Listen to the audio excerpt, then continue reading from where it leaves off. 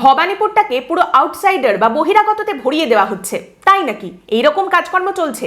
মুখ্যমন্ত্রী মমতা বন্দ্যোপাধ্যায় নিজের কেন্দ্রে এরকম করা হচ্ছে?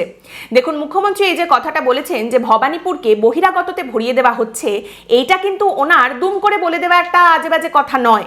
এর মাধ্যমে এই ইঙ্গিতটাও কিন্তু সামনে উঠে আসে যে নিজের কেন্দ্র থেকে আগামী নির্বাচনে তিনি নিজেই কিন্তু লড়াইটা করতে চলেছেন, এবং সেটা অত্যন্ত গুরুত্বপূর্ণ এবং তাৎপর্যপূর্ণ হবে 2026-এর বিধানসভা নির্বাচনের লড়াইতে। আপনারা সকলেই জানেন তার কারণ 2021-এ মমতা বন্দ্যোপাধ্যায় কিন্তু ভবানীপুরে দাঁড়াননি, তিনি নির্বাচনে লড়াই করতে গিয়েছিলেন নন্দীগ্রামে, এবং সেখানে শুভেন্দু অধিকারীর কাছে তিনি পরাজিত হন।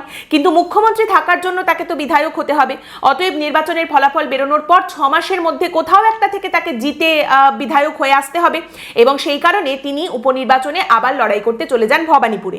এবং ভবানীপুরে তৃণমূল কংগ্রেসের যে বিধায়ক জিতেছিলেন শোভনদেব চট্টোপাধ্যায়, তিনি পদত্যাগ করে উপনির্বাচনে লড়তে চলে যান খড়দায়, আর ভবানীপুরে লড়াই করতে আসেন মমতা বন্দ্যোপাধ্যায়। উপনির্বাচনে জিতে তিনি বিধায়ক হন এবং তিনি মুখ্যমন্ত্রী হন পশ্চিমবঙ্গের, এবং মুখ্যমন্ত্রীর পদটা তার তিনি রিটেন করতে পেরেছিলেন।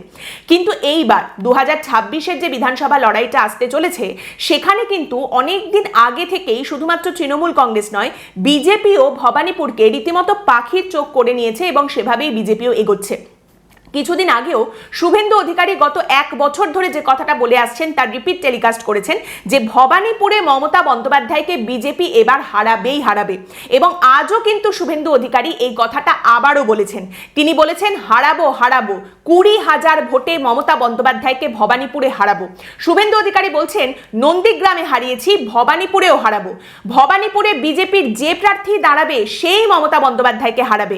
5টা ওয়ার্ডে ওখানে বিজেপি এগিয়েছিল, এবং সেই লিড আমরা ধরে রাখবো, এবং বিজেপি অবশ্যই করে ভবানীপুরে মমতা বন্দ্যোপাধ্যায়কে এইবার হারাবেই হারাবে। এই কথাটা শুভেন্দু অধিকারী যেটা বারবার বলছেন, এটাও কিন্তু একেবারে ফাঁপা আওয়াজ, এরকমটা ধরে নেওয়া একদম ঠিক হবে না। তার কারণ শেষ কয়েক বছর ধরে ভবানীপুরে কিন্তু, বিশেষ করে 2021-এর নির্বাচনের পর থেকে, বিজেপি অল্প অল্প করে নিজেদের শক্তি এবং উপস্থিতি বাড়িয়েছে।